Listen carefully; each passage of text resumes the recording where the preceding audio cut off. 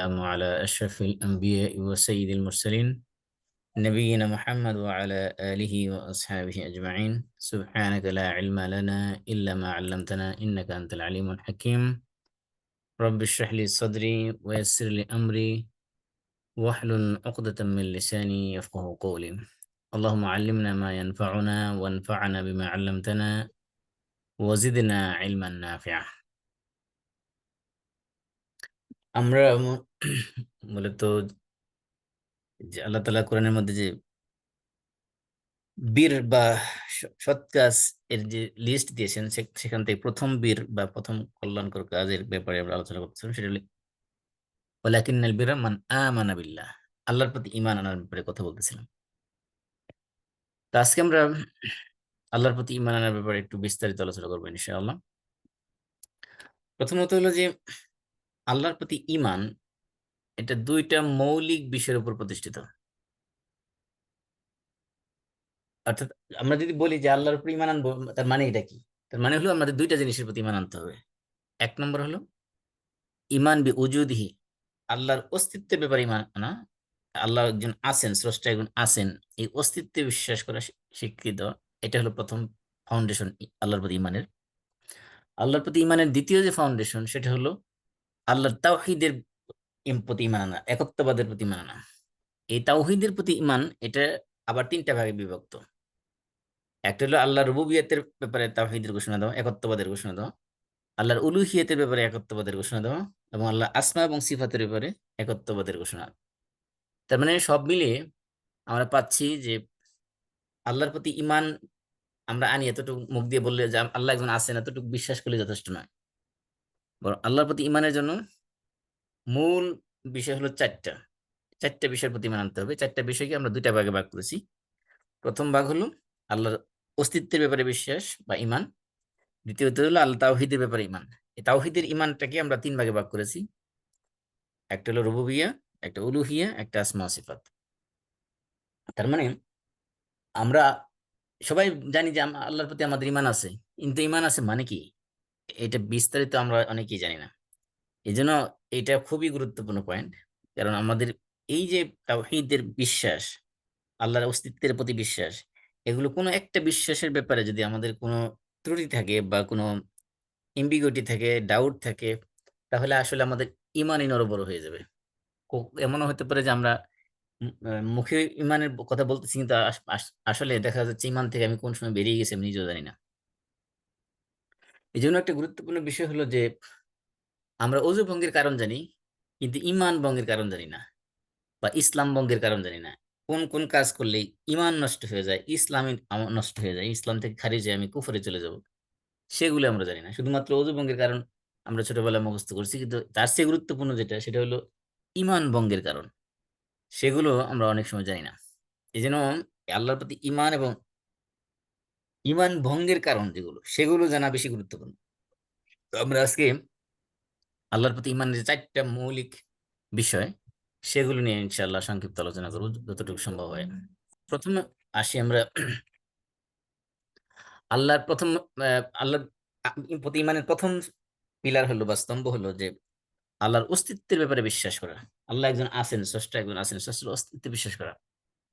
এই পয়েন্টে দেখা যাচ্ছে যে পৃথিবীর অনেক মানুষ নাস্তিক হয়ে গেছে। তারা স্রষ্টার অস্তিত্বই স্বীকার করতে চায় না, বলে যে দেয়ার ইজ নো গড, স্রষ্টা বলতে আসলে কিছুই নেই। তাহলে তাহলে এই যে মহাবিশ্ব, এই বিশ্বের যত সৃষ্টি আছে, সেগুলো কিভাবে হলো, বলে যে এগুলো ন্যাচারালি হয়ে গেছে। তো তার মানে তারা নেচার কি বলতেছে, স্রষ্টা, অর্থাৎ এগুলো সবকিছু ন্যাচারালি সৃষ্টি করেছে। তো এই যে আল্লাহর অস্তিত্বের ব্যাপারে ঈমান আনা, এই অস্তিত্বের দলিলটা কি? আল্লাহ একজন একজন আছে, এটা কিসের ভিত্তিতে, কোন দলিলের ভিত্তিতে, কোন এভিডেন্সের ভিত্তিতে আমরা প্রমাণ করব যে আল্লাহ একজন আছে?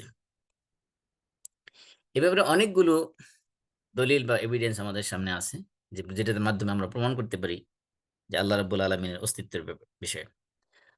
প্রথমত এই বিষয়ে আলোচনা করার আগে প্রথমে জেনে রাখা উচিত যে শয়তানের একটা কাজ হলো, শয়তান মানুষের ভিতরে আল্লাহর ব্যাপারে সন্দেহ সংশয় সৃষ্টি করে মানুষের অন্তরের মধ্যে। এমনকি মানুষ এক সময় চিন্তা করতে করতে, গবেষণা করতে দেখা যায় যে অনেক বড় বড় এই চিন্তাশীল মানুষ, বুদ্ধিজীবী মানুষ, সে নাস্তিক হয়ে যায়। নাস্তিক হওয়ার কারণ হলো তাকে শয়তান এক সময় এই ধরনের প্রশ্ন তার ব্রেনের ভিতরে জাগায় তোলে। শয়তান কি বলে? শয়তান বলে যে এই যে মনে করো এই যে এটা সৃষ্টি করেছে আল্লাহ, এটা সৃষ্টি করেছে আল্লাহ, এটা সৃষ্টি করেছে আল্লাহ, সবকিছু সৃষ্টি করছে আল্লাহ, তাহলে আল্লাহকে কে সৃষ্টি করেছে? মানে বোঝাতে চাচ্ছে যে আল্লাহর তো একটা স্রষ্টা থাকা উচিত। এই যে প্রশ্নটা, এই প্রশ্নটা হলো শয়তানের প্রশ্ন। কারণ আল্লাহ রাব্বুল আলামিন হলেন, তিনি হলেন শাশ্বত, তিনি হলেন এটার্নাল, ওনার কোনো শুরু নেই। যখন গোটা মহাবিশ্বের কোনো কিছুই ছিল না, তখন আল্লাহ রাব্বুল আলামিন ছিলেন।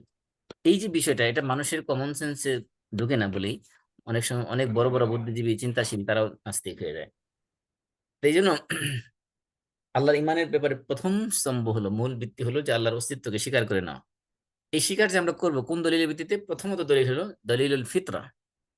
ফিতরা মানে হলো যে আল্লাহ রাব্বুল আলামিন মানুষকে যখন সৃষ্টি করেছেন, তার সৃষ্টির মধ্যে ন্যাচারালি তার ভিতরে ইনস্টল করে দিয়েছেন এক ধরনের শক্তি। এই শক্তিটা হলো তার জ্ঞানের শক্তি এবং একটা ইচ্ছা শক্তি। এই যে জ্ঞান মানুষকে দিয়েছেন, সেই জ্ঞানটা হলো ভালোকে ভালো হিসেবে জানা এবং ভালো কাজ ভালোটা করা, এবং খারাপকে খারাপ হিসেবে জানা এবং খারাপটাকে ঘৃণা করা, ভালোকে পছন্দ করা এবং খারাপকে ঘৃণা করা, ভালোকে ভালো জানা, খারাপকে খারাপ জানা। এই যে কাস্ট বিষয়টা, এটা মানুষের ভিতরে আল্লাহ তাআলা ন্যাচারালি এটা ইনস্টল করে দিয়েছেন। এটা তার ভিতরে শুরু, জন্মের শুরু থেকে আছে প্রত্যেকটা মানুষের ভিতরে, তার আকলের মধ্যে। তো এটাই হলো মানুষের ফিতরাত, মানুষের নেচার। এমনকি যে ব্যক্তিটা চুরি করতেছে, সেও বলবে যে চুরি করাটা একটা খারাপ কাজ, কিন্তু হয়তো তার আহ, অভাবের কারণে বা স্বভাবের কারণে যেটাই হোক না কেন, সে এটা ছাড়তে পারতেছে না। এই যে মিথ্যা কথা বলা, যে ব্যক্তি মিথ্যুক, সেও জানে যে মিথ্যা কথা বলা খারাপ কাজ। তাহলে এই যে ভালো এবং খারাপ, এই দুইটা জানা এবং ভালোটাকে অ্যাকসেপ্ট করা, খারাপটাকে আহ, বর্জন করা, এই যে গ্রহণ এবং বর্জন এবং ভালো এবং মন্দ, এই দুটো জানা, এই যে জানাটা, এটা বোঝার জন্য মানুষের কোনো পিএইচডি করতে হয় না, কোনো একাডেমিক জ্ঞান অর্জন করতে হয় না। এমনকি একেবারে বকলম, মানে একবারে নিরক্ষর যে ব্যক্তিটা, সেও জানে যে কোন কাজটা ভালো, কোন কাজটা খারাপ, কোনটা জাস্টিস, কোনটা ইনজাস্টিস, সে নিজেও অনেক সময় বুঝে। তাহলে এই যে মানুষের ভিতরে যে ফিতরাত আল্লাহ তাআলা দিয়েছেন, এই ফিতরাতের মাধ্যমে মানুষ তার স্রষ্টাকে চিনতে পারে। এই জন্য হাদিসের মধ্যে আসছে যে কুল্লু মাউলুদিন ইউলাদু আলাল ফিতরা, প্রত্যেকটা নবজাতক শিশু, প্রত্যেকটা শিশু যখন মাতৃগর্ভ থেকে ভূমিষ্ঠ হয়ে পৃথিবীতে আসে, তখন সে ফিতরাতের উপরই সে ভূমিষ্ঠ হয়। ফিতরাত বলতে এখানে বোঝানো হয়েছে তার স্বভাবজাত ধর্ম যেটা, অর্থাৎ সে জন্মগতভাবেই সে আল্লাহর উপর ইমান এনেই, আল্লাহর অস্তিত্বের উপর ইমান এনেই সে জন্মগ্রহণ করে, ইমান নিয়েই সে জন্মগ্রহণ করে। কারণ আল্লাহ রাব্বুল আলামিন মানুষকে রূহের জগতে, আলামুল আরওয়াহতে, আদম আলাইহিস সালামের পৃষ্ঠদেশ থেকে তার সমস্ত বংশধরকে আল্লাহ তাআলা সেখানে বের করে, সেখানে সমস্ত সমস্ত মানুষের কাছ থেকে আর রূহের জগতে স্বীকৃতি নিয়েছিলেন যে আলাস্তু বিরব্বিকুম, আমি কি তোমাদের রব নই? তখন সমস্ত রূহ সেদিন স্বীকার করেছিল যে কলু বালা, তারা বলছিল হ্যাঁ অবশ্যই আপনি আমাদের রব। ওই যে স্বীকৃতি মানুষ রূহের জগতে দিয়ে আসছিল, সেই স্বীকৃতিটা, এটার প্রভাবটা মানুষের মনের মধ্যে, আকলের মধ্যে, বিবেকের মধ্যে সবসময় থাকবে দুনিয়াতে আসার পরে। যখন যদি না কেউ কোনো পরিবেশ দ্বারা, কোনো অন্য কোনো ব্যক্তি দ্বারা সে ইনফ্লুয়েন্সড হয়, প্রভাবিত হয়। এই জন্য হাদিসে বলা হয়েছে যে প্রত্যেক সন্তান যখন ভূমিষ্ঠ হয়, তখন সে ইমানের উপরে ভূমিষ্ঠ হয়। বা আবাওয়াহু ইউহাউইদানিহি আও ইমাজিসানিহি আও ইউনাসসিরানিহি, তখন পৃথিবীতে আসার পরে দেখা যায় হয় তার পিতামাতা হয় তাকে ইহুদি বানায়, অথবা মাজুসি বা অগ্নিপূজক বানায়, অথবা তাকে নাসারা বানিয়ে ফেলে। তাহলে বুঝে গেছে যে মানুষ যে ফিতরাত, মানুষের ফিতরাতের দাবি হলো সে একজন স্রষ্টার অস্তিত্বে সে বিশ্বাস করে, এবং সেটা সে ফিতরাতের ন্যাচারালি সে এটা সে স্বীকৃতি দিতে চায়। কিন্তু এই মানুষ যখন তার পরিবেশ দ্বারা, পারিপার্শ্বিক অবস্থা দ্বারা এবং প্রভাবশালী ব্যক্তি যারা তার পরিবারে, তাদের দ্বারা প্রভাবিত হয়ে সে কি করে এক সময় সে আল্লাহর সাথে সে শিরিক করতে থাকে। তাহলে আল্লাহ তাআলার অস্তিত্বের ব্যাপারে মানুষের কাছে প্রথম যে দলিল, সে দলিল হলো তার ফিতরাত। তার ফিতরাতই তাকে কি করতেছে, তাকে আল্লাহর প্রতি ঈমান আনার প্রতি গাইড করতেছে। এজন্য কোন মানুষকে যদি পৃথিবীতে আসার পরে সে যদি তাকে কোনো একটা বনে জঙ্গলে ছেড়ে দেওয়া হয়, কোনো একটা পাহাড়ে রেখে দেওয়া হয়, কোনো একটা দ্বীপের মধ্যে ফেলে দেওয়া হয়, তাহলে সে তার স্রষ্টাকে সে খুঁজবে। এটাই মানুষের নেচার। দ্বিতীয় যে দলিল আল্লাহর অস্তিত্বের ব্যাপারে সেটা হলো দলিলুল খালক ওয়াল ইজাদ। এই যে সৃষ্টির যে দলিল, সৃষ্টির দলিল কি? যে এই যে পৃথিবীতে যত কিছু বস্তু আছে, সমস্ত বস্তুই এগুলো সৃষ্টি করা। কেউ না কেউ এগুলো সৃষ্টি করেছে। তাহলে এই যে গোটা মহাবিশ্ব, এই মহাবিশ্বের একজন স্রষ্টা আছেন। এই যে সৃষ্টিটা, এটা একটা দলিল।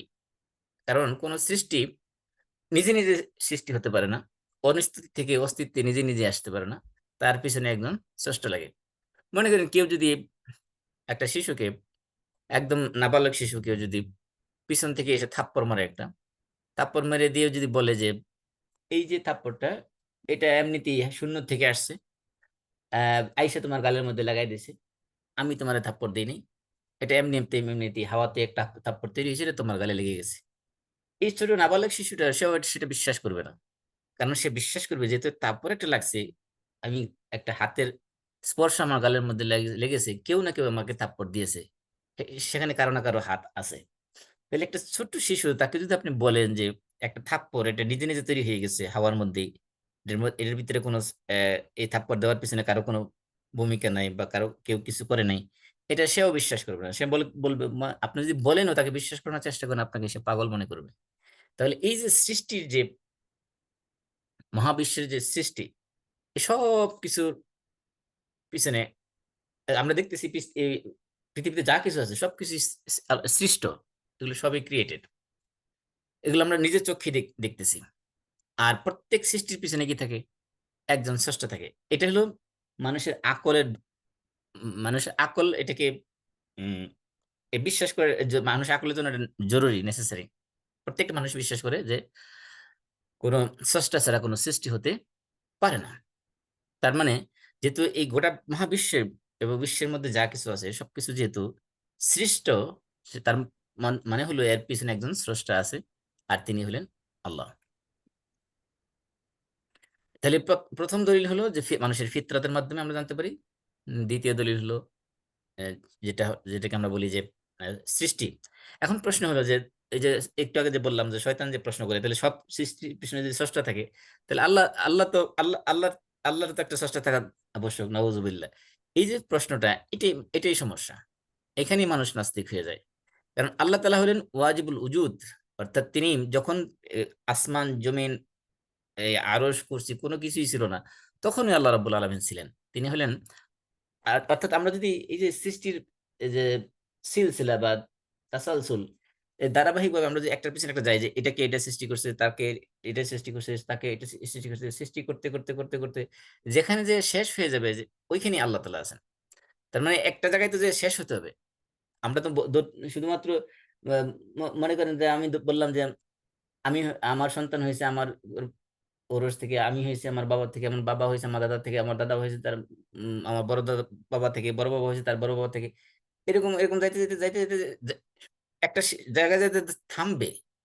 ওই থামাটা যেখানে হবে, সেখানে আল্লাহ তাআলার অস্তিত্ব। অর্থাৎ আল্লাহ রাব্বুল আলামিন, তার কোনো শুরু নাই, তার কোনো শেষ নাই। এটা হলো মূল আকীদা, মূল বিশ্বাস। এই জন্য দ্বিতীয় দলিল হলো যে আল্লাহ তাআলা যে কোনো সৃষ্টি কি হতে পারে না, অনস্তিত্ব থেকে অস্তিত্বে আসার আসতে পারে না, বরং এর পিছনে একজন স্রষ্টা লাগে। এই স্রষ্টাই কি করে কোনো জিনিসকে অস্তিত্ব আনে। সুতরাং আমরা এই যে গোটা মহাবিশ্বের যে সৃষ্টি দেখতেছি, এগুলো দেখে বুঝতে পারি যে এর পিছনে একজন স্রষ্টা আছে।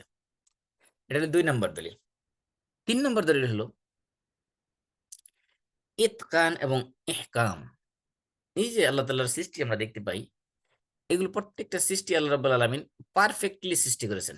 অর্থাৎ যেটা মানুষের এই সৃষ্টির জন্য যেটা যেভাবে করলে, সৃষ্টি করলে তার প্রয়োজন মিট হবে, প্রত্যেকটা সৃষ্টিকে আল্লাহ তাআলা সেভাবে সৃষ্টি করেছেন।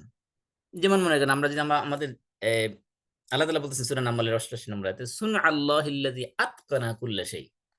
যে আল্লাহ তাআলার সৃষ্টি তিনি কি করেছেন? অত্যন্ত চমৎকার ভাবে এবং এগুলো পারফেক্টলি এগুলো সৃষ্টি করেছেন।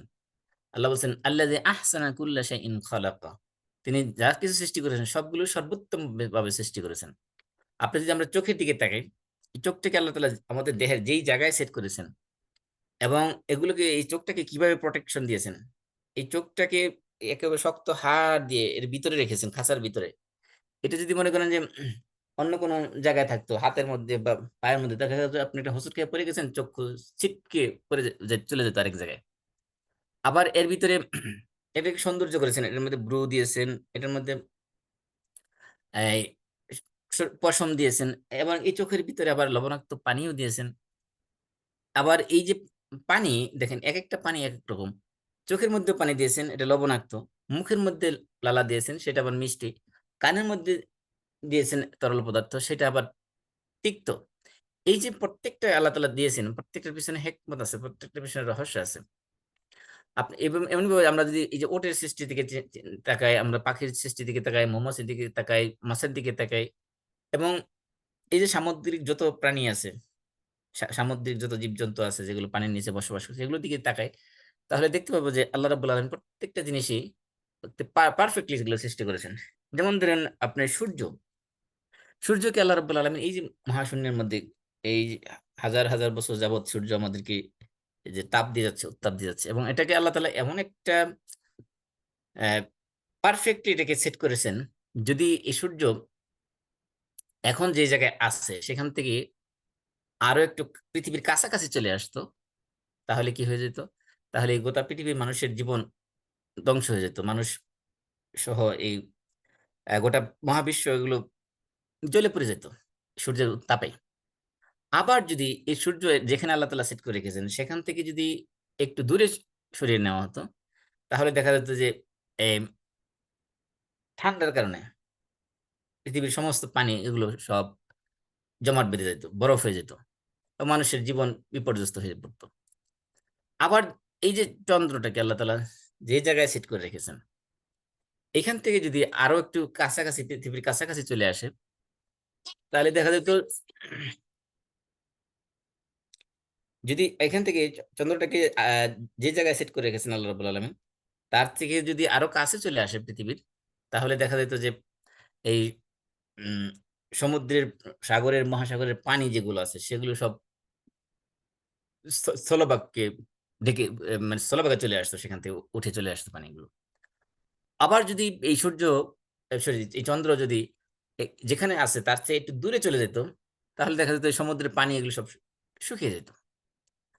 আবার যদি দেখেন এই যে আমরা যে অক্সিজেন গ্রহণ করতেছি, কার্বন ডাই অক্সাইড ত্যাগ করতেছি, এগুলো যদি পরিমাণে একটু কি হইতো, কম হইতো, মনে করেন অক্সিজেনের পরিমাণ যদি একটু কম হয়, এই যে বাতাসের মধ্যে যে অক্সিজেন এবং কার্বন ডাই অক্সাইডের যে পার্সেন্টেজ বা রেশিও আল্লাহ তাআলা দিয়ে রেখেছেন, যদি জাস্ট একটু কার্বন ডাই অক্সাইড যদি একটু কম হয় পরিমাণে, তাহলে দেখা যাবে যে আমরা শ্বাস প্রশ্বাসে, অথবা অক্সিজেনের পরিমাণ যদি কম হয় বা কার্বন ডাই অক্সাইডের পরিমাণ যদি কম হয়, যে কোনো একটা যদি কম হয়, তাহলে আমরা শ্বাস প্রশ্বাসই নিতে পারবো না, আমাদের সাফোকেশন হয়ে আমরা মারা যাব।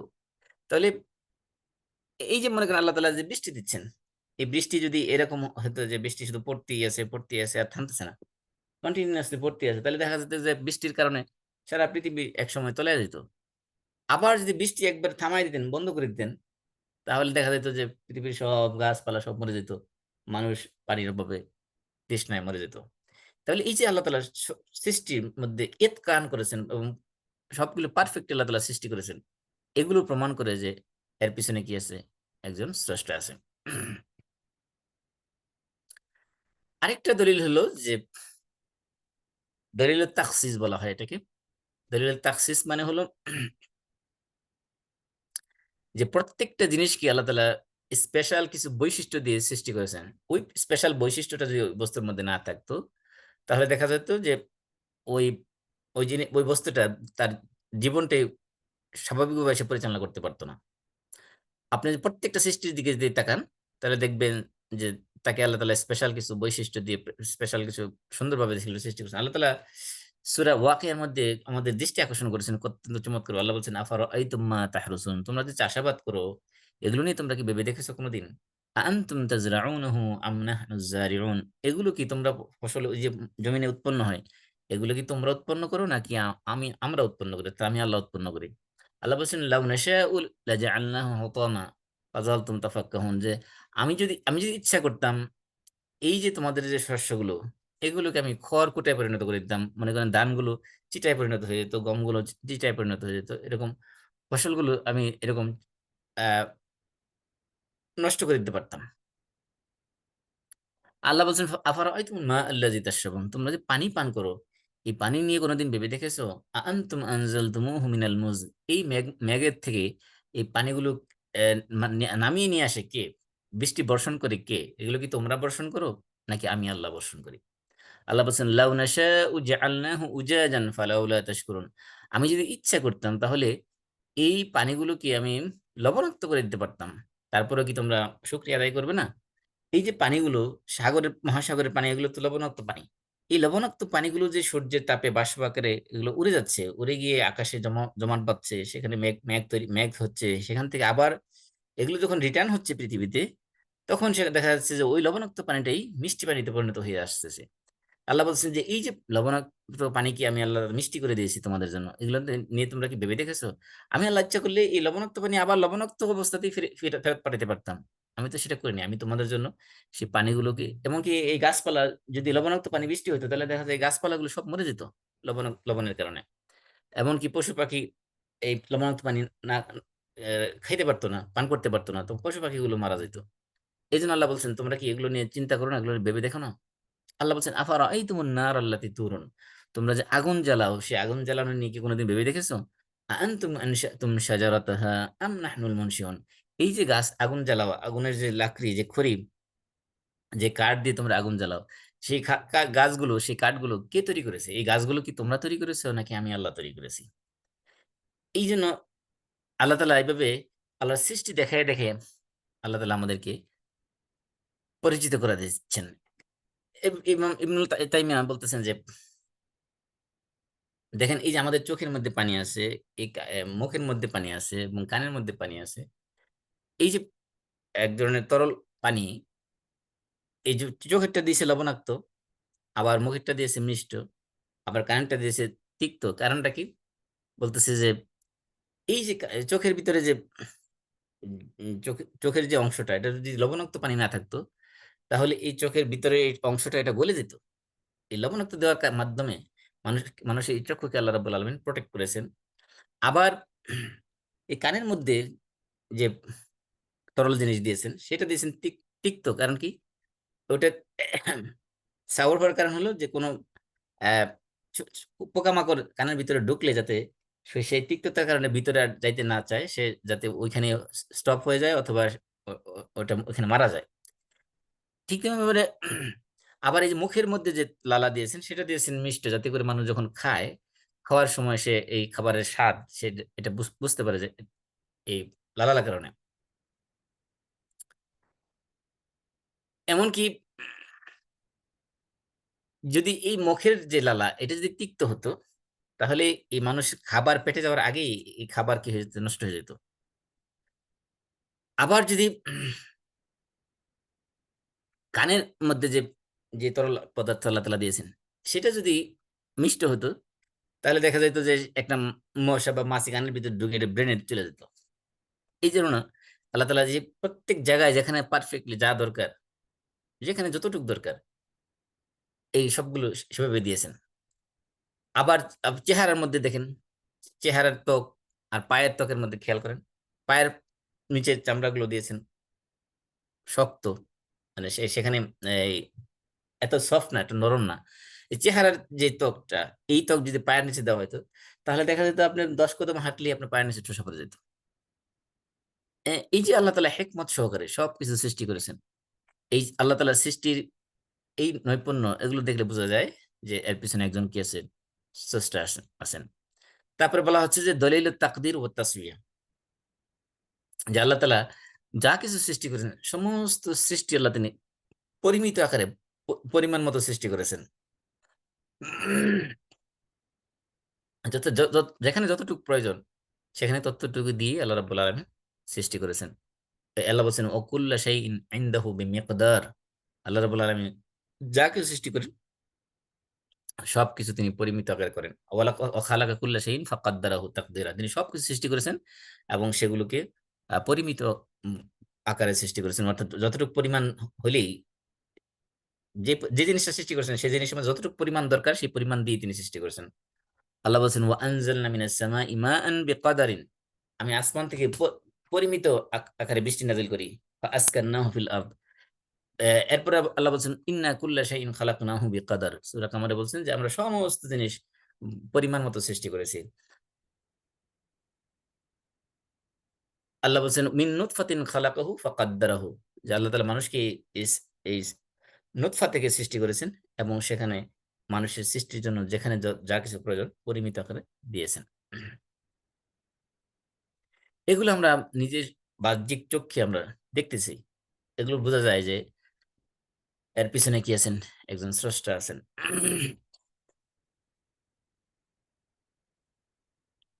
তারপরে হলো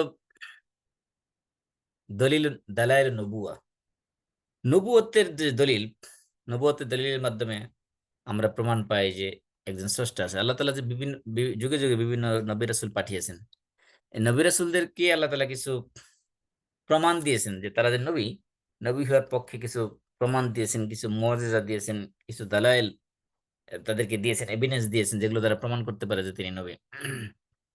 এই নবীদের এই দালাইল নবুয়ত প্রমাণ করে যে এই নবীরা আল্লাহ রাব্বুল আলামিনের কাছ থেকে মনোনীত এবং আল্লাহ রাব্বুল আলামিন তাদেরকে পাঠিয়েছেন। এই জন্য এবং আল্লাহ রাব্বুল আলামিন তাদেরকে এই যে সকল মুআজিজা দিয়েছেন সেই মুআজিজাগুলো দিয়ে তাদেরকে সাহায্য করেছেন। এগুলো স্পষ্ট প্রমাণ যে আল্লাহ তাআলার অস্তিত্বের প্রমাণ বহন করে। একটা প্রমাণ আমরা দেই, সহিহ বুখারীতে আসছে, মুজাহিদ থেকে বর্ণিত যে আবু হুরায়রা রাদিয়াল্লাহু তাআলা আনহু তিনি বলতেন যে ওয়াল্লাহিল্লাযী লা ইলাহা ইল্লাহু ইন কুনতু লাআতামিদু বিকাবিদি আলাল আরদি মিনাল জু, বলতেছে যে আবু হুরায়রা রাদিয়াল্লাহু তাআলা আনহু যিনি আহলে সুফফাদের অধিবাসী ছিলেন এবং একজন গরীব সাহাবী ছিলেন, যার কোনো বাড়িঘর ছিল না, কোনো সংসার ছিল না। তিনি মসজিদে নববীতে একটা জায়গা ছিল যেটাকে আহলে সুফফা বলা হয়, যারা এরকম অসহায় সাহাবী যারা তারা সেখানে থাকতেন, তারা সেখানে জ্ঞান চর্চা করতেন, ইবাদত করতেন সারাদিন বসে বসে, কেউ কিছু দান করলে খাইতেন। যেহেতু তাদের কোনো ফসলি জমি ছিল না আবাদ করার মতো, তাদের কোনো সংসার ছিল না, তাদের কোনো অর্থকড়ি ছিল না, খুবই গরিব ছিল। এই সংখ্যাটা প্রায় 100-র উপরে ছিল। তা আবু হুরায়রা বলতেছেন যে আমি অনেক সময় ক্ষুধার তাড়নায় আহ, আমি মাটিতে পেট চাপ দিয়ে অনেক সময় শুয়ে থাকতাম, অনেক সময় পেটের মধ্যে পাথর বেঁধে রাখতাম। একদিন আমি রাস্তার মধ্যে এরকম ক্ষুধার তাড়নায় মাটির মধ্যে পড়ে আছি, উপর হয়ে শুয়ে আছি। তা আবু বকর রাদিয়াল্লাহু তাআলা আনহু আমার পাশ দিয়ে চলে গেলেন। তা আমি তাকে কোরআনের একটা আয়াত সম্পর্কে জিজ্ঞাসা করলাম। তা আমি কোরআনের আয়াতের অর্থ জানা আমার উদ্দেশ্য ছিল না, কারণ অর্থ তো আমি জানি। উদ্দেশ্য ছিল যে উনি জিজ্ঞাসা করলে হয়তো আমার অবস্থা দেখে হয়তো বুঝবেন, তারপরে আমাকে হয়তো কিছু খাবার টাবার দিবেন। কিন্তু উনি আহ চলে গেলেন, কিন্তু আমাকে কোনো কিছু দিলেন না। তারপরে আমার কাছ দিয়ে উমর রাদিয়াল্লাহু আনহু আসলেন, তাকেও আমি কোরআনের একটা আয়াত সম্পর্কে জিজ্ঞাসা করলাম একই উদ্দেশ্যে, যে আমার অবস্থা দেখে হয়তো কিছু খাবার দাবার দিবে, কিন্তু তারা কেউ আমাকে খাবার টাবার দিল না। তারপরে আমার পাশ দিয়ে আসলেন আবুল কাসেম সাল্লাল্লাহু আলাইহি ওয়াসাল্লাম, মানে রাসূলুল্লাহ সাল্লাল্লাহু আলাইহি ওয়াসাল্লাম, ওনার কুনিয়াত হলো আবুল কাসেম, কাসেমের বাপ, যেহেতু ওনার ছেলের নাম ছিল কাসেম। তা আল্লাহ রাসূল যখন আসলেন, ফাতাবাসসামা হিনা রাআনি, আমাকে দেখে তিনি একটু মুস্কি হাসি দিলেন। তখন আমার মনের মধ্যে যা আছে আল্লাহ রাসূল সাল্লাল্লাহু আলাইহি ওয়াসাল্লাম আমাকে দেখেই বুঝে ফেললেন, আমার মনে এবং চেহারা সবকিছু তিনি বুঝে ফেললেন। তখন তিনি বললেন ইয়া আবাহির, আবাহির হলো আবু হুরায়রাকে সংক্ষেপে আল্লাহ রাসূল আদর করে, মানে সোহাগ মাখা ডাক, আবাহির নামকে সংক্ষিপ্ত করে ডাকতেন। যেমন ফাতেমাকে ইয়া ফাতিম ডাকতেন, আবু হুরায়রাকে ইয়া আবাহির ডাকতেন। আবু হুরায়রা বলছেন যে লাব্বাইকা ইয়া রাসূলুল্লাহ, হে হে আল্লাহ রাসূল আমি উপস্থিত।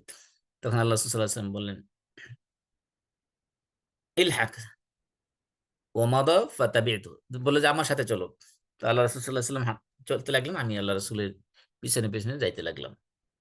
তখন আল্লাহ রাসূল ঘরে ঢোকার জন্য অনুমতি চাইলেন, আমাকে ঢোকানোর জন্য অনুমতি চাইলেন। তখন যখন অনুমতি দেওয়া হলো আমি ঘরে ঢুকলাম।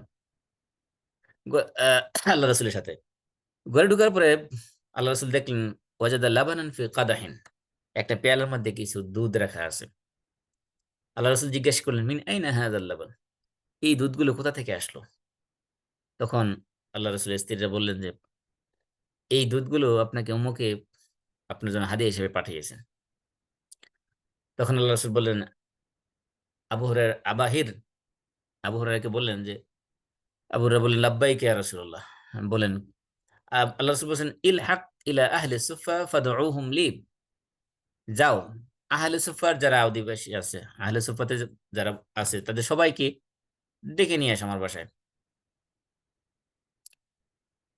আহ আবু হুরায়রা চিন্তা করতেছিলেন যে এই এক পেয়ালা দুধ আর আমার যে পেটের যে প্রচন্ড ক্ষুধা, এই এক পেয়ালা দুধ তো আমারই হবে না।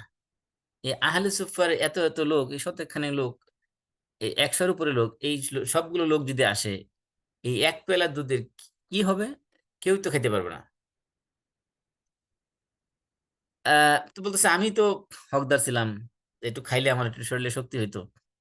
তখন বলতেছে যে আমার তো আল্লাহ রসুলের নির্দেশ আনুগত্য করা ছাড়া, নির্দেশ মান্য করা ছাড়া আর কোনো অপশন ছিল না। তো আমি গেলাম, আতাইতুহুম ফাদাউতুহুম ফাআকবালু। তো আহলে সুফা সবাইকে যায় যখন দাওয়াত দিলাম, তারা সবাই আসলো আল্লাহ রসুলের বাসায়। ফাস্তাযানু ফাআযিনা লাহুম, তারা এসে আল্লাহ রসুলের কাছে ঢোকার জন্য পারমিশন ছিল, আল্লাহ রসুল সবাইকে ঢোকার জন্য পারমিশন দিলেন। ওয়া আখাযু মাজালিসাহুম মিনাল বাইত, তারা সেখানে বসলেন। তখন আল্লাহ রসুল আবু হুরায়রাকে বললেন ইয়া আবাহির, কুলতু লাব্বাইক ইয়া রাসূলুল্লাহ, তিনি বললেন যে লাব্বাইক।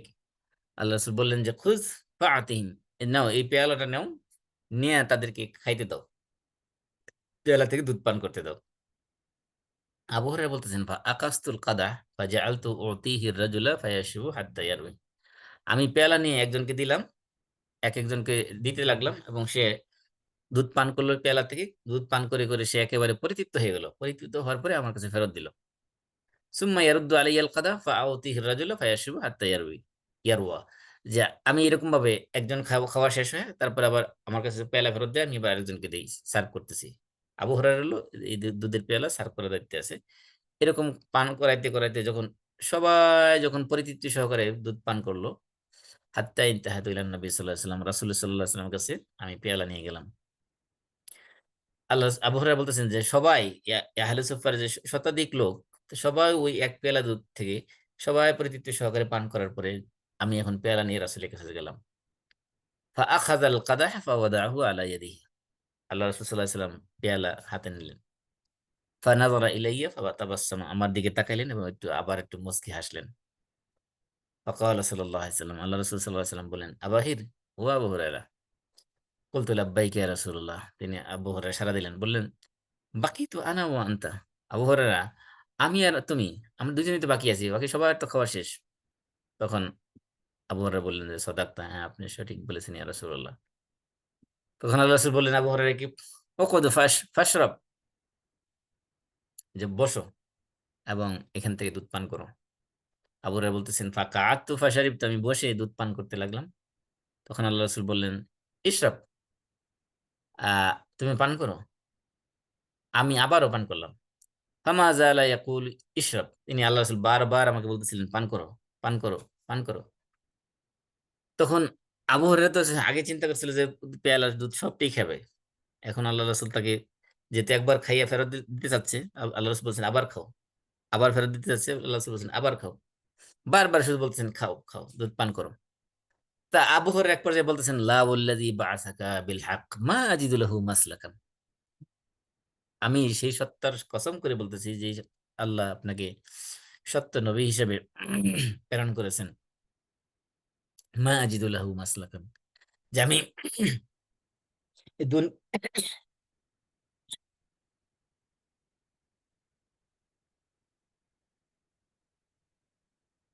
সরি, আবু হুরায়রা বলতেছিলেন যে মা আজিদু লাহু মাসলাকান, আমি আর খাওয়ার মতো আমার পেটের মধ্যে বিন্দু পরিমাণ জায়গা নাই, একটু জায়গা নেই।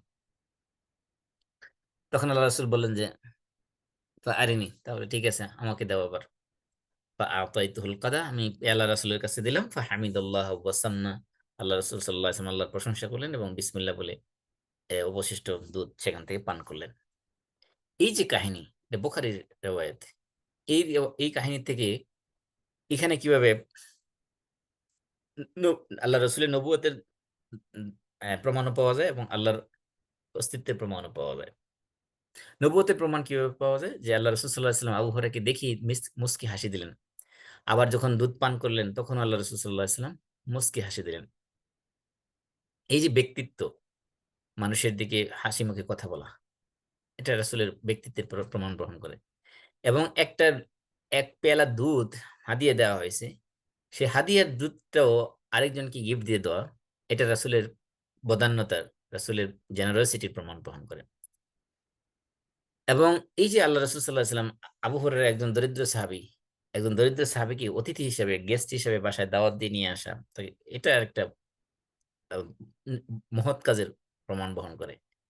এবং আল্লাহ রাসূল সাল্লাল্লাহু আলাইহি ওয়াসাল্লাম এই এত এত মানুষের ভিতরে সবার আগে পান না করে, আমরা কি করি, আমরা দেখা যাচ্ছে যে কোনো একটা গ্যাদারিং এ, মজলিসের মধ্যে কোনো খাবার যখন পরিবেশন করি, আমরা সবাই বলি যে এই হুজুরকে সবার আগে দাও, হ্যাঁ হুজুরকে দিয়ে আমরা শুরু করি। কিন্তু আল্লাহ রসুল সাল্লাহ সাল্লাম কি করলেন, এখানে দেখা যাচ্ছে যে আল্লাহ রসুল সাল্লাহ সাল্লাম সবাইকে খাওয়ানোর পরে আল্লাহ রসুল সাল্লাহ সাল্লাম নিজে খেলেন। এই যে মহত্বের পরিচয় দিলেন। এমনকি আমরা কি করি, আমরা দেখা যাচ্ছে যে আহ, সবাই যে গ্লাস দিয়ে খায়, আমরা শায়েখদের জন্য, হুজুরদের জন্য একটু একটু স্পেশাল গ্লাস বা একটা কিছু আনার ব্যবস্থা করি। কিন্তু আল্লাহ রসুল সাল্লাহ সাল্লাম সমস্ত সাহাবায়ে কেরাম যেই পেয়ালার থেকে দুধ পান করেছেন, সেম পেয়ালা থেকে আল্লাহ রসুল নিজেও পান করেছেন। এমনকি আমরা দেখি যে ছোট একজন বাচ্চা, সেও কি করে, যে একটা গ্লাস, যে ওই গ্লাসে কেউ পানি পান করেছে, এখানে অবশিষ্ট পানি রয়ে গেছে, সেই পানিটা সে আর খাইতে চায় না। এমনকি আমার আমার মনে আছে, আমার ছোটবেলা আমি আহ, একদম ছোট জিলা বয়সে মনে আছে, আমার বড় বোনের যখন বিয়ে হলো, তখন বড় বোনের বাসায় যখন প্রথম দিন আমি গেলাম, যাওয়ার পরে আসার পরে সেকেন্ড টাইম যখন আমাকে নিতে চাইলো আপা, আমি আর যাইতেছি না। তো কারণ কি, কারণ হিসেবে বলতেছিলাম যে সবাই যেই গ্লাস দিয়ে পানি খায়, সেই গ্লাস দিয়ে কেন আমাকে পানি খাওয়াইছে, সবাই যে প্লেটে প্লেটে খায় ওই সেম প্লেটে কেন আমাকে খাবার দিচ্ছে, আমার জন্য কেন আলাদা প্লেট নেই, আমার জন্য কেন আলাদা গ্লাস নেই। ওই যে ছোট বয়সী এই এটা আমার আপা যখন শুনতে পেলো, তখন ওইবার যাওয়ার পরেই তিনি আমার জন্য স্পেশাল প্লেট, স্পেশাল গ্লাস তিনি কিনে রাখলেন, যাতে আমি গেলে খেতে পারি। কারণ যেহেতু একমাত্র ভাই, আদরের যত্ন করে একটু করার জন্য সেটা করেছেন। আমি যেটা বলতে চাচ্ছিলাম, যে এই যে আমাদের মধ্যে যে ইয়েটা, যে আমরা নিজেকে আলাদা করার একটা প্রবণতা, কিন্তু রাসূল সাল্লাল্লাহু আলাইহি ওয়াসাল্লাম একজন মানুষ হিসেবে এতটাই সহজ সরল জীবনযাপন করতেন যে সাধারণ মানুষের সাথে মিশে যেতেন। সাধারণ মানুষ যেই পেয়ালা দিয়ে তিনি পান করেছেন, আল্লাহ রাসূল সাল্লাল্লাহু আলাইহি ওয়াসাল্লাম সেই পেয়ালা থেকেই সেখানে মুখ লাগিয়ে, সেই পেয়ালাতে মুখ লাগিয়ে তিনি দুধ পান করেছেন। এমনকি আল্লাহ রাসূল সাল্লাল্লাহু আলাইহি ওয়াসাল্লাম ইচ্ছা করলে যে নিজের জন্য কিছু দুধ রেখে হতো তাদেরকে দিতে পারতেন না, পুরো পেয়ালার দুধটাই তিনি দিয়ে দিয়েছিলেন। এবং আল্লাহ রাসূল সাল্লাল্লাহু আলাইহি ওয়াসাল্লাম নিজ হাতে আবু হুরায়রাকে দুধ পান করিয়েছেন, মানে দুধের পেয়ালা নিজ হাতে তুলে দিয়েছেন। এই যে এইখানে আল্লাহ রাসূল সাল্লাল্লাহু আলাইহি সাল্লামের নবী হওয়ার প্রমাণ বহন করে। এই যে এতগুলো বৈশিষ্ট্য, এগুলো কোন নবী ছাড়া, এমন উন্নত চরিত্রের অধিকারী হওয়া কোন নবী ছাড়া কারো পক্ষে সম্ভব না। এবং আল্লাহ রাসূল সাল্লাল্লাহু আলাইহি সাল্লাম এখানে আল্লাহ তাওহীদের দাওয়াত দিয়েছেন। এখানে ওই যে এমনকি আবু হুরায়রা রাদিয়াল্লাহু তাআলা আনহু যখন বর্ণনা শুরু করেছেন, সেখানে বলছেন ফাওয়াল্লাহিল্লাযী লা ইলাহা ইল্লাহু, সে আল্লাহর কসম যে আল্লাহ ছাড়া কোনো ইলাহ নেই। হ্যাঁ, এই যে এখানে এই কাহিনীর ভিতরে অনেকগুলো প্রমাণ রয়েছে। এক নম্বর হলো রাসূলের উন্নত চরিত্রের প্রমাণ, খাবার খাওয়ানোর প্রমাণ, মেহমানদারিত্বের প্রমাণ। এগুলো হলো মাকারিমুল আখলাক, মানুষের উন্নত চরিত্রের বৈশিষ্ট্য। এক নম্বর। দুই নম্বর হলো যে রাসূলের নবী হওয়ার ব্যাপারে পূর্ববর্তী আসমানি কিতাব যত আছে, সমস্ত কিতাবগুলোতে আল্লাহ রাসূলের বৈশিষ্ট্য আলোচনা করা হয়েছে। যে সেই সকল বৈশিষ্ট্যের মধ্যে ছিল কি, যে ইয়াকুলুল হাদিয়া, তিনি হাদিয়া দিলে খাবেন, কিন্তু জাকাত তিনি খাবেন না। তো এই জন্য আল্লাহ রসুলের কাছে যখন কোনো জাকাত আসতো, তিনি সব ওগুলো দিয়ে দিতেন মানুষকে, নিজে কিছু সেখান থেকে খাইতেন না। এই যে দালাইলুন নবুয়তের মাধ্যমে প্রমাণ পাওয়া যায় যে তিনি আল্লাহ রাব্বুল আলমের পক্ষ থেকে প্রেরিত রাসূল, এবং আল্লাহ রাসূল সাল্লাল্লাহু আলাইহি সাল্লামের হাত দিয়ে যে মজেজা প্রকাশিত হলো, যে ছোট্ট এক পেয়ালা দুধ শতাধিক মানুষ পরিতৃপ্তি সহকারে খাওয়ার পরেও পেয়ালার মধ্যে দুধ রয়ে গেল। এটা আল্লাহ রাব্বুল আলমীর পক্ষ থেকে রাসূলের হাতের মাধ্যমে একটা রাসূলের একটা মজেজা, একটা প্রকাশ করে দেখিয়েছেন। এরকম অসংখ্য মজেজা আল্লাহ রসুলের হাত দিয়ে প্রকাশিত হয়েছে, যে একবার এক আরব বেদুইন জুমার দিনে এসে আল্লাহ রসুল যখন মিম্বারে খুতবা দিচ্ছিলেন, এসে বলছেন যে ইয়া রাসূলুল্লাহ হালাকাল মাল ওয়া জাআল ইয়াল, হে আল্লাহ রসুল, সম্পদ সব ধ্বংস হয়ে গেল, অর্থাৎ ক্ষেতের ফসলাদি সবকিছু ধ্বংস হয়ে যাচ্ছে, পরিবার পরিজন ক্ষুধার্ত, ফাদউল্লাহ লানা, আমাদের জন্য একটু বৃষ্টির জন্য দোয়া করেন। ফারাফা ইয়াদাইহি ওয়া দা, আল্লাহ রাসূল সাল্লাল্লাহু আলাইহি ওয়াসাল্লাম এই মিম্বারের মধ্যেই হাত তুলে আল্লাহর কাছে দোয়া করলেন। ফাসার সাহাব আমসাল আল জিবাল, তখন দেখা গেল আল্লাহ রসুল দোয়া করার সাথে সাথেই এই মেঘমালা পাহাড়ের মতো বড় বড় আকারে আইসা জমা হতে লাগলো। ফালাম ইয়ানজিল আন মিম্বারিহি হাত্তা রাআইতুল মাতারা ইয়াতাহাদারু আলা লিহিয়াতিহি, যে আল্লাহ রসুল সাল্লাল্লাহু আলাইহি ওয়াসাল্লাম মিম্বর থেকে নামার আগেই দেখা যাচ্ছে যে, যেহেতু মসজিদে নববীতে তখন ওই ছাদ ছিল খেজুর পাতার ছাদ, ওইখান থেকে বৃষ্টি পড়লে নিচে পড়ে যেত। সাহেব বলতেছেন যে আমি দেখলাম যে আল্লাহ রসুল মিম্বর থেকে নামার আগেই আল্লাহ রসুল সাল্লাহ সাল্লাম দাড়ি বেয়ে বেয়ে বৃষ্টির পানি পড়তেছিল। অর্থাৎ রাসূল যে দোয়া করেছেন, দোয়া করার সাথে সাথে আল্লাহ রাব্বুল আলামিন সেই দোয়া কবুল করেছেন এবং বৃষ্টি দিয়েছেন। এমনকি এই বৃষ্টি এক সপ্তাহ পর্যন্ত স্থায়ী ছিল। দ্বিতীয় জুমা যখন আসলো, ওই আরব বেদুইন এসে বলল, ইয়া রাসূলুল্লাহ তাহদুমুল বিনান ওয়া গারিকুল মাল ফাদউল্লাহ লানা, ফারাফা ইয়াদাইহি ওয়া ক্বালা আল্লাহুম্মা হাওয়ালাইনা ওয়ালা আলাইনা। এই দ্বিতীয় জুমায় ওই সাহাবী এসে, বেদুইন সাহাবী এসে বলছে, ইয়া রাসূলুল্লাহ, বাড়িঘর তো সব বৃষ্টিতে ধ্বংস হয়ে যাচ্ছে, মানে সমস্ত সম্পদ তো পানির তলে চলে যাচ্ছে, সুতরাং আপনি আল্লাহর কাছে একটু দোয়া করুন যাতে আল্লাহ তাআলা বৃষ্টি থামিয়ে দেন। আল্লাহ রাসূল সাল্লাল্লাহু আলাইহি ওয়াসাল্লাম দোয়া করলেন, এই বলে দোয়া করলেন, বলেন আল্লাহুম্মা হাওয়া আলাইনা ওয়ালা আলাইনা, ও আল্লাহ তুমি এই বৃষ্টিকে আমাদের আশেপাশে নিয়ে যাও, আমাদের উপরে আর দিও না। ওকে, থ্যাংক আল্লাহ ইউ। রাসূল সাল্লাল্লাহু আলাইহি ওয়াসাল্লাম এই দোয়া করার সাথে সাথেই বৃষ্টি থেমে গেল। এই যে মানুষ চাক্ষুষ ভাবে দেখলো যে আল্লাহ রাসূল সাল্লাল্লাহু আলাইহি ওয়াসাল্লামের দোয়ার কারণে আল্লাহ রাব্বুল আলামিন সাথে সাথে বৃষ্টি দিলেন, দোয়ার কারণে আবার সাথে সাথে বৃষ্টি থামিয়ে দিলেন, এগুলো প্রমাণ বহন করে যে তিনি একজন সত্য নবী এবং আল্লাহ রাব্বুল আলামিন তাকে রাসূল হিসেবে প্রেরণ করেছেন। আর এগুলো প্রমাণ বহন করে যে আল্লাহ আল্লাহ রাব্বুল আলামিনের অস্তিত্ব প্রমাণ বহন করে যে আল্লাহ একজন আছেন। তাহলে এই যে দালায়েলুন নবুয়া, এগুলো প্রমাণ করে যে আল্লাহ তাআলার অস্তিত্বের প্রমাণ বহন করে। কারণ আল্লাহ রাব্বুল আলামিন ছাড়া এই ধরনের মুজিজা কোন মানুষের পক্ষে দেখানো সম্ভব না।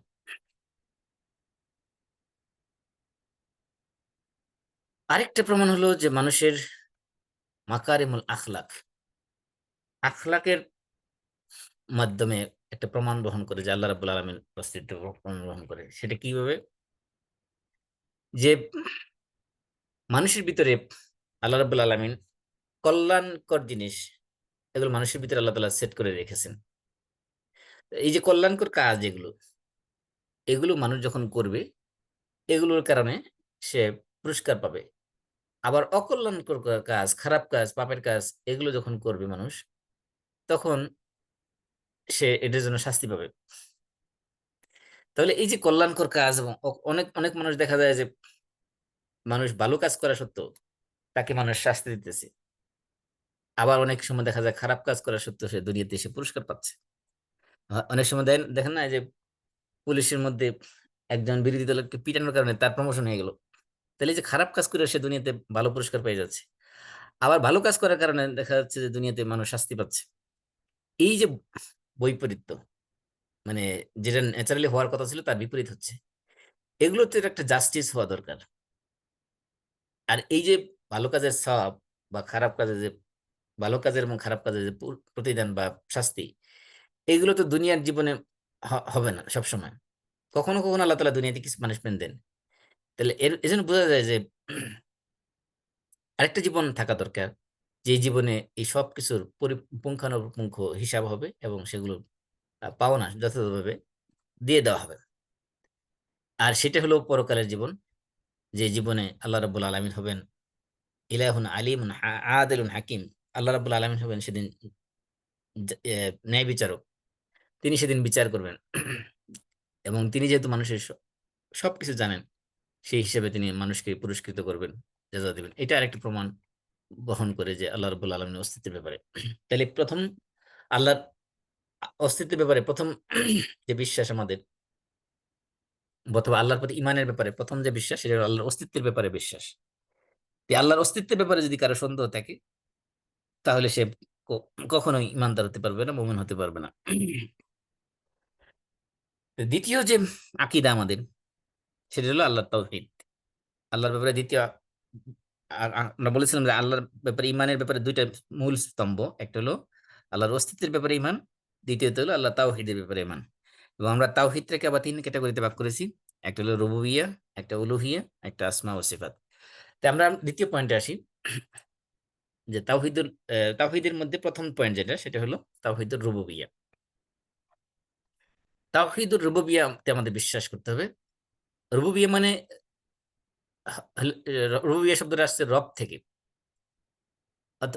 আর তাওহীদ মানে হলো যে আল্লাহর একত্ববাদ। একত্ববাদ, আল্লাহকে, আল্লাহ তাআলার রব হওয়ার ব্যাপারে আল্লাহ একক, তা আর কোনো রব নাই।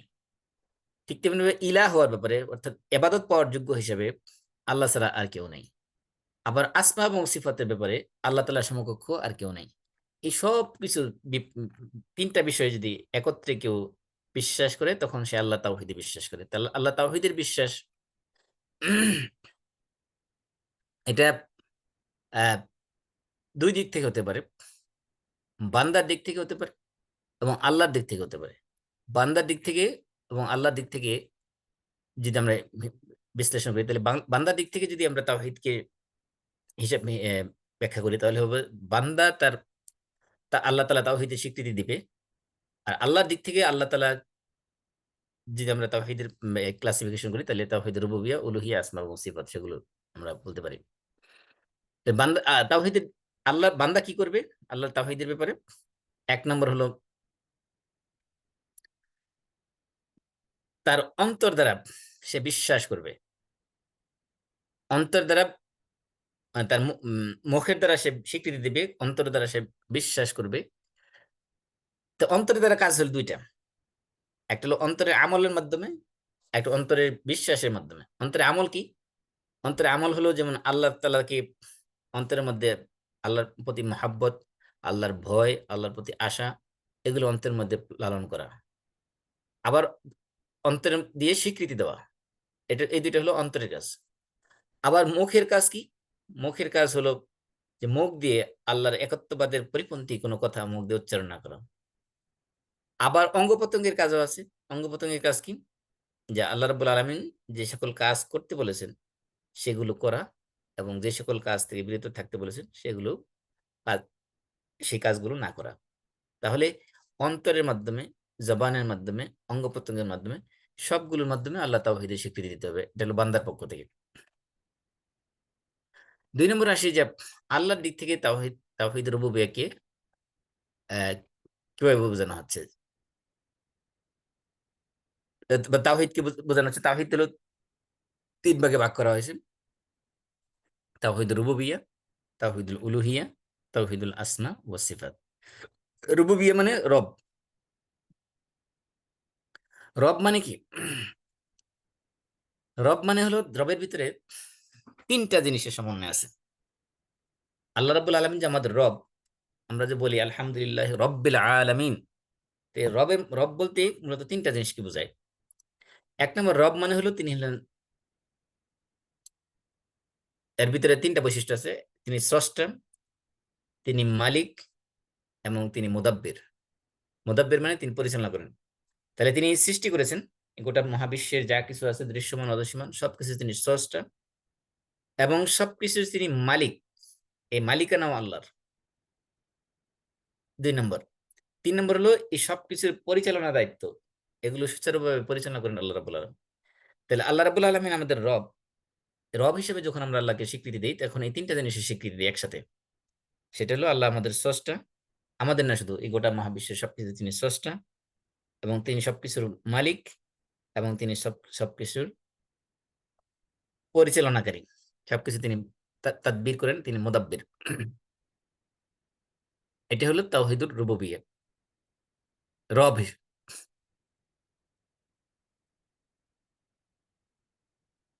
দ্বিতীয়ত হলো তাওহীদুল উলুহিয়্যাহ। তাওহীদুল উলুহিয়্যাহ, উলুহিয়্যাহ হলো ইলাহ থেকে আসছে। ইলাহ মানে কি? ইলাহ মানে হলো, আমরা বলি যে মাবুদ বা উপাস্য, অর্থাৎ যিনি আমাদের ইবাদত পাওয়ার যোগ্য। তার মানে তাওহীদুল উলুহিয়্যাহ মানে হলো যে আমরা যত ইবাদত করি, সমস্ত ইবাদত পাওয়ার একমাত্র যোগ্য বা হকদার হলেন আল্লাহ তাআলা। আল্লাহ ছাড়া পৃথিবীর কোনো শক্তি, কোনো জিনিস, কোনো ব্যক্তি, বস্তু, কোনো কিছুই ইবাদত পাওয়ার যোগ্য না, আমাদের পক্ষ থেকে ইবাদত পাওয়ার যোগ্য না। এটা হলো তাওহীদুল উলুহিয়্যাহ। তাহলে তাওহীদুর রুবুবিয়্যাহ হলো তিনটা জিনিসের স্বীকৃতি দেওয়া: আল্লাহ তাআলা সমস্ত কিছুর স্রষ্টা, সমস্ত কিছুর মালিক, এবং সমস্ত কিছু পরিচালক। এটা হলো তাওহীদুর রুবুবিয়্যাহ। আর উলুহিয়্যাহ হলো যে আমাদের ইবাদত, সমস্ত ইবাদত একমাত্র, কেবলমাত্র আল্লাহ রাব্বুল আলামিন পাওয়ার যোগ্য। পৃথিবীর কোনো অন্য কারোর জন্য কোনো ইবাদত করলে সেটা হবে শিরক।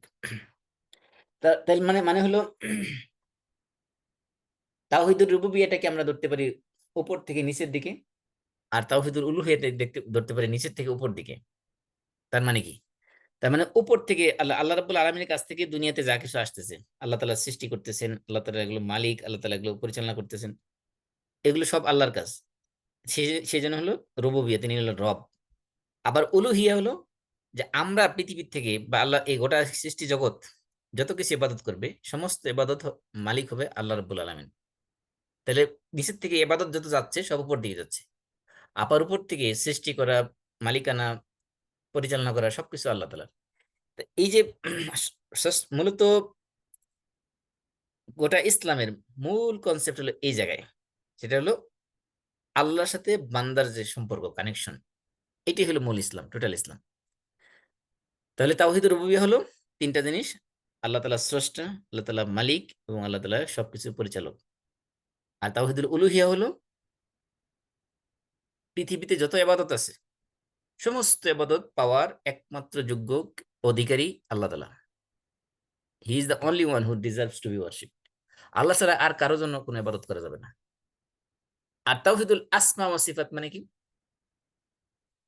যে আল্লাহ রাব্বুল আলামিনের যে সকল নাম এবং সিফাত, অ্যাট্রিবিউটস কোরআনে এবং হাদিসের মধ্যে উল্লেখ করা আছে, এগুলোকে কোনো ধরনের চেঞ্জ করা যাবে না, অল্টারেশন ছাড়া।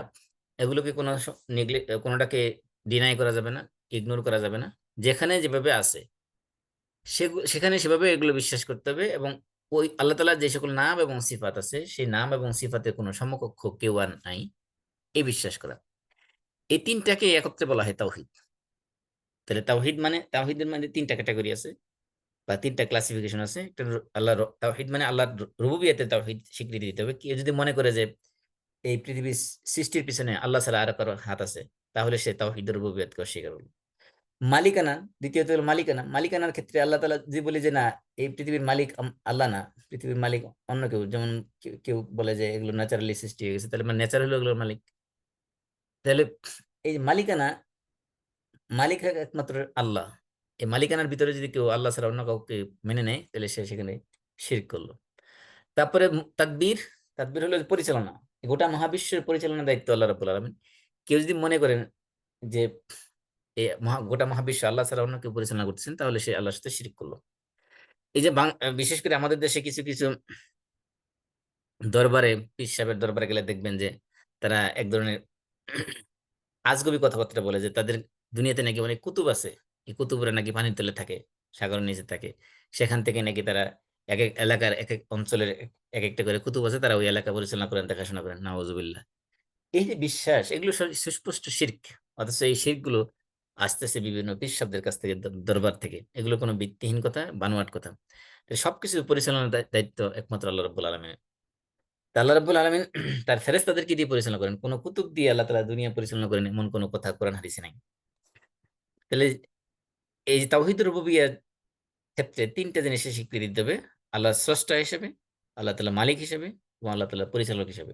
এই তিনটার মধ্যে কোনটার মধ্যে শিরক করলে তাওহীদুর রুবুবিয়্যার মধ্যে শিরক ঢুকে যাবে। তাওহীদুল উলুহিয়ার মধ্যে যে ইবাদত, যত ধরনের ইবাদত আছে, যেমন আমরা দোয়া করি, দোয়া একটা ইবাদত। আমরা কুরবানি দিই, কুরবানি একটা ইবাদত। আমরা মান্নত করি, মান্নত একটা ইবাদত। আমরা কসম করি, কসম একটা ইবাদত। আমরা যা কিছু করি দুনিয়াতে কাউকে এই সন্তুষ্ট করার উদ্দেশ্যে, আল্লাহকে, স্রষ্টাকে, এই সব ইবাদত। এখন এই ইবাদত যদি আল্লাহ ছাড়া কেউ কারো স্মরণ করে, মনে করেন দোয়া করবে আল্লাহর কাছে, না আল্লাহর কাছে দোয়া না করে কি করে, মানুষ মাজারে যায়, মৃত ব্যক্তির কাছে চায় যে আমাকে একটা সন্তান দাও, সে আল্লাহর সাথে শিরক করলো। যেমন মনে করেন মান্নত করে মানুষ, মান্নত করে যে আমার এই সন্তান সুস্থ হলে অমুক দরগায় একটা মুরগি দিব, অমুক দরগায় একটা ছাগল দিব, মান্নত করে মাজারের নামে, দরগার নামে। আগরবাতি মোমবাতি দিব, সিন্নি দিব, কত কিছু করে। এগুলো সব শিরক, সুস্পষ্ট শিরক। কারণ এই মান্নত এগুলো পাওয়ার যোগ্য একমাত্র আল্লাহ রাব্বুল আলামিন। আল্লাহ রাব্বুল আলামিন ছাড়া ইবাদত, দোয়া করা এর ইবাদত, এই দোয়া আল্লাহ ছাড়া কারো কাছে করা যাবে না। মান্নত করা এগুলো আল্লাহ ছাড়া কারোর নামে করা যাবে না। ঠিক তেমনি যত ধরনের ইবাদত আছে আমাদের, কুরবানি, কুরবানি আমরা আল্লাহর নামে করি। কেউ যদি মনে করে, যেমন আমাদের এলাকায় এক লোক আছে, প্রতি বছর তার আল্লাহর নামে কুরবানি দেয় না, সে পীর সাহেবের নামে কুরবানি দেয়। এখানে নাম বলতে পীর সাহেবের পক্ষ থেকে না। আমরা অনেক সময় কুরবানি দেওয়ার সময় বলে থাকি যে এটা সাত নামে কুরবানি হবে। সাত নামে মানে এখানে সাতজনের পক্ষ থেকে মূলত উদ্দেশ্য। কিন্তু সে ওই ওই এখানে পীর সাহেবের পক্ষ থেকে উদ্দেশ্য করে না, বরং পীর সাহেবের নামেই সে জবাই দেয়। এরকম জাহেলে মোরাক্কাব, মানে গন্ড মূর্খ মানুষও দুনিয়াতে আছে। এই জন্য আল্লাহর এই তাওহীদের ব্যাপারে যদি কারো বিন্দু পরিমাণে ত্রুটি থাকে, তাহলে সে ইসলাম থেকে খারিজ হয়ে যাবে। এই জন্য তাওহীদুর রুবুবিয়্যাত এবং তাওহীদুল উলুহিয়া, এই দুইটার কম্বিনেশন যদি না থাকে, তাহলে মানুষ ইমানদার হতে পারবে না। কারণ তাওহীদুর রুবুবিয়্যাহ মানে আল্লাহ তাআলা গোটা মহাবিশ্বের স্রষ্টা, তিনি সবকিছু সৃষ্টি করেছেন, এগুলোর স্বীকৃতি কিন্তু কাফের মুশরিকরাও দিত। কিন্তু তারা এর পাশাপাশি তারা কি করতো, তাওহীদ উলুহিয়াতে এসে তারা আল্লাহর সাথে শিরক করতো। আল্লাহ তাআলা সৃষ্টি করেছেন সবকিছু, আল্লাহ তাআলা সবকিছুর মালিক, আল্লাহ তাআলা সবকিছু পরিচালনা করেন, এইটাতে বিশ্বাস করতো ঠিকই। কিন্তু যখন তারা ইবাদত করতো যে মূর্তির কাছে, যে মূর্তির কাছে যে চাইতো, মূর্তির কাছে যে মানত করতো, মূর্তির কাছে যে সিজদা করতো, সিজদার দেওয়ার মালিক, পাওয়ার মালিক মাত্র আল্লাহ। আল্লাহ ছাড়া পৃথিবীর কারোর জন্য সিজদা করা যাবে না। এই জন্য এই যে রুবুবিয়ত এবং উলুহিয়ত, এগুলোর মধ্যে মানুষের যদি কোনো ত্রুটি ঢুকে, তাহলে মানুষ মুলহিদ হয়ে যায়। মুলহিদ মানে সে আল্লাহর আহ, অস্তিত্ব থেকে সে স্বীকার করে না, বা সে আল্লাহর সাথে সে শিরক করে, শিরকের ভিতরে ঢুকে যাবে। এরপরে আমরা আসবো তাওহীদুল আসমা ও সিফাত। তাহলে আমরা তাওহীদকে যদি আমরা আল্লাহর প্রতি বিশ্বাসকে যদি আমরা সামারাইজ করি, তাহলে আমরা পাইতেছি যে আল্লাহর প্রতি ইমানের মূল ভিত্তি হলো দুইটা। এক নম্বর আল্লাহর অস্তিত্বে বিশ্বাস করা, আল্লাহ স্রষ্টা হিসেবে একজন আছেন, এই বিশ্বাস করা, এই স্বীকৃতি দেওয়া। দুই নম্বর হলো আল্লাহ তাওহীদের মধ্যে বিশ্বাস করা। এই দুইটা হলো মূল ফাউন্ডেশন। এই তাওহীদটাকে আমরা আবার তিনটা ক্যাটাগরিতে ভাগ করেছি। একটা হলো রুবুবিয়তের স্বীকৃতি দেওয়া, একটা উলুহিয়াতের স্বীকৃতি দেওয়া, তিন নম্বর হলো আসমা এবং সিফাতের স্বীকৃতি দেওয়া। এই রুবুবিয়তের ভিতরে আবার তিনটা জিনিস ইনক্লুড আছে। একটা হলো আল্লাহ তাআলা সমস্ত কিছুর স্রষ্টা, আল্লাহ তাআলা সমস্ত কিছুর মালিক, এবং আল্লাহ তাআলা সমস্ত কিছুর পরিচালক। এটা হলো রুবুবিয়ত। আর উলুহিয়াত হলো মানে ইলাহ বা উপাস্য, যে ইবাদত যত ধরনের আছে পৃথিবী থেকে, যত ধরনের ইবাদত আছে, সমস্ত ইবাদত একমাত্র আল্লাহর উদ্দেশ্যেই করতে হবে। কোনো সৃষ্টির জন্য কোনো উপাস্য কোনো ইবাদত করা যাবে না, করলে সেটা শিরক হবে। এই তাহলে আমরা সব মিলে তিনটা ক্যাটাগরি আলোচনা করলাম। একটা হলো আল্লাহর অস্তিত্বের ব্যাপারে, ওজুদের ব্যাপারে বিশ্বাস করা, আল্লাহর রুবুবিয়তের বিশ্বাস করা, এবং আল্লাহর উলুহিয়তের ব্যাপারে বিশ্বাস করা। 4 নম্বর হলো আল আসমা এবং সিফাত। এটা নিয়ে আমরা ইনশাআল্লাহ আগামী সপ্তাহে আলোচনা করব। যে কারো কোনো প্রশ্ন আছে, না থাকলে আমরা শেষ করে দিচ্ছি। সবাই কাফারাতুল মাজলিস পড়ি। সুবহানাকাল্লাহুম্মা ওয়া বিহামদিক, আশহাদু আল্লা ইলাহা ইল্লা আনতা আস্তাগফিরুকা ওয়া আতুবু ইলাইক।